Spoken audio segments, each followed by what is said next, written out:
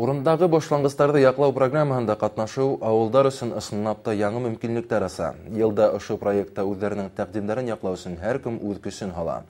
Сәйгәфәр һәм юллык авылдары ла быел ошо программага кушылырга әзер. Авыл кешеләре катнашлыгында үткән сходтарда барыһы ла ошо мөмкинлек белән файдаланып калырга һәм уның ярдәмендә мәктәпләрнең тәҙрәләрен алмаштырырга дигән карар кабул итте.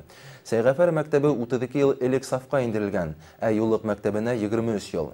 Хәзерге көндә был биналар мәктәпкәсе яшьтәге балалар төркемнәре өчен бирелгән.